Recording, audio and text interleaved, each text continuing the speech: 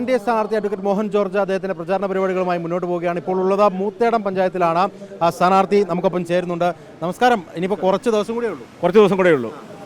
എങ്ങനെയുണ്ട് പ്രചാരണ പ്രവർത്തനം? വളരെ ശക്തമായി മുന്നോട്ട് പോകുന്നു. ഞങ്ങളുടെ നേതാക്കന്മാരെല്ലാം സ്ഥലത്ത് വന്നിട്ടുണ്ട്. എല്ലാവരും വളരെ കാര്യമായിട്ടാണ് ഈ പ്രചരണത്തെ കാണുന്നത്. ഞങ്ങൾക്ക് വളരെ പ്രതീക്ഷയാണ്. ഈ അവസാന ദിവസങ്ങളിലേക്ക് എത്തുമ്പോൾ മഴയും കൂടിയുണ്ട്. മഴയൊന്നും ഞങ്ങൾക്ക് പ്രശ്നമല്ല. ഞങ്ങളുടെ പ്രവർത്തകർ സജീവമായ രംഗത്താണ്. മഴ നനഞ്ഞും വെയിൽ കൊണ്ടും ഞങ്ങളുടെ പ്രവർത്തകർ പ്രവർത്തിക്കാൻ തയ്യാറുള്ള പ്രവർത്തകരാണ് നിലമ്പൂരിലെ BJP പ്രവർത്തകർ. കഴിഞ്ഞ കുറേ ദിവസമായിട്ട് മറ്റ് പഞ്ചായത്തുകളിലൊക്കെ പോയല്ലോ. ഏതാണ്ട് പഞ്ചായത്തുകളുടെയൊക്കെ പര്യടനം പൂർത്തിയാക്കി. പഞ്ചായത്തിലെ പര്യടനം ഏകദേശം പൂർത്തിയാക്കി. ഇനി 1-2 ബാക്കിയുള്ളൂ. അതും ഇന്നും നാളെയായിട്ട് ഞങ്ങൾ പൂർത്തിയാക്കും. ഒരു വശത്ത് ജമാഅത്തെ ഇസ്ലാമി PDP ചർച്ചകൾ നടക്കുന്നുണ്ട്. അതൊക്കെ ഈ ഓട്ടത്തിനിടയ്ക്ക് സ്ഥാനാർത്ഥി എന്നുള്ള നിലയ്ക്ക് അങ്ങ് ശ്രദ്ധിക്കുന്നുണ്ട്. ഞാനത് ശ്രദ്ധിക്കുന്നുണ്ട്. എനിക്ക് പ്രവർത്തകരുടെ ഭാഗത്തു നിന്ന് അതിന് റിപ്പോർട്ട് കിട്ടുന്നുമുണ്ട്. അതൊക്കെ പരാജയ വീതി കൊണ്ട് ചെയ്യുന്നതാണ്.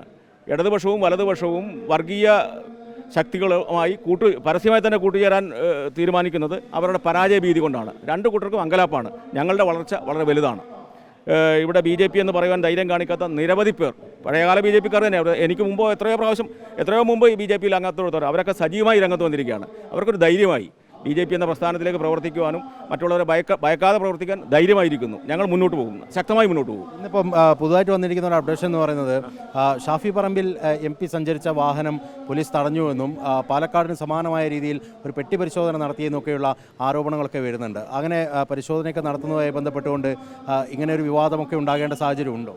അത് അവരുടെ ഫ്ലക്സും കള്ളപ്പണം ഇവിടെ ധാരാളം ഒഴുകുകയല്ലേ. ഇവിടെ പണം UDFും അതുപോലെ തന്നെ LDFും വളരെയേറെ പണം ഒഴുകുകയല്ലേ. അവരുടെ ഫ്ലെക്സുകൾ എല്ലാ സ്ഥലത്തും LED ഫ്ലെക്സ്. അവർക്ക് ഫ്ലെക്സ് വോട്ട് ചെയ്യും, ഞങ്ങൾക്ക് ജനം വോട്ട് ചെയ്യും. അതാണ് ഞങ്ങളെ പറ്റി പറയാനുള്ളത്. അവർ ഈ ഫ്ലെക്സ് വെച്ചിങ്ങനെ മൊത്തം സ്ഥലത്ത് ഫ്ലെക്സ് വെക്കുകയല്ലേ. അതും വലിയ ഫ്ലെക്സുകൾ. ഒരു 15,000-20,000 ചിലവ്. ഞാൻ ഒരാളോട് ചോദിച്ചപ്പോൾ ഇതിനൊരു ഫ്ലെക്സിന് 20,000 രൂപ ചിലവെന്ന് പറയും.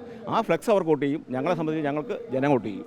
അതാണ് ഞങ്ങളുടെ പ്രത്യേകത. ഞാൻ ചോദിച്ചു വന്നത് അത്തരമൊരു വിവാദം ഇവിടെ ഉണ്ടാക്കേണ്ട സാഹചര്യം ഉണ്ടോ എന്നുള്ളതാണ്. ഉദ്യോഗസ്ഥർക്ക് പരിശോധിക്കാനുള്ള സാഹചര്യം ഉണ്ടല്ലോ. അത് തെരഞ്ഞെടുപ്പ് കമ്മീഷൻ പരിശോധിക്കേണ്ടതാണ്. ഞങ്ങൾ തെരഞ്ഞെടുപ്പ് കമ്മീഷൻ ഈ കാര്യങ്ങൾ പരിശോധിക്കേണ്ടതാണ്. കാരണം ഒരു ലിമിറ്റിന് അപ്പുറത്തേക്ക് അവർ പണം ചെലവാക്കുകയാണ്. അത് തെരഞ്ഞെടുപ്പ് കമ്മീഷൻ തീർച്ചയായിട്ടും പരിശോധിക്കണം. എന്തായാലും അദ്ദേഹത്തിൻ്റെ പ്രചാരണ പരിപാടികൾ ഇന്ന് തുടരുകയാണ്. ഇനിയിപ്പോൾ ഉച്ചയ്ക്ക് ശേഷം വിവിധ കേന്ദ്രങ്ങളിലുള്ള വാഹന പര്യടനം ഉൾപ്പെടെയുള്ള കാര്യങ്ങളാണ് ക്രമീകരിക്കുകയും ചെയ്തിരിക്കുന്നത്. അങ്ങനെ വലിയൊരു പ്രതീക്ഷയിലേക്ക് BJP NDA കടക്കുന്നു എന്നുള്ളത് തന്നെയാണ് നമുക്ക് നിലമ്പൂരിൽ നിന്നും ഈ ഒരു ഘട്ടത്തിൽ പറയാനും സാധിക്കുക. വീഡിയോ ജേർണലിസ്റ്റ് സുബൈർ ഫൈസിക്കൊപ്പം reporter Deepak Malayamma, in reporter, Nilambur.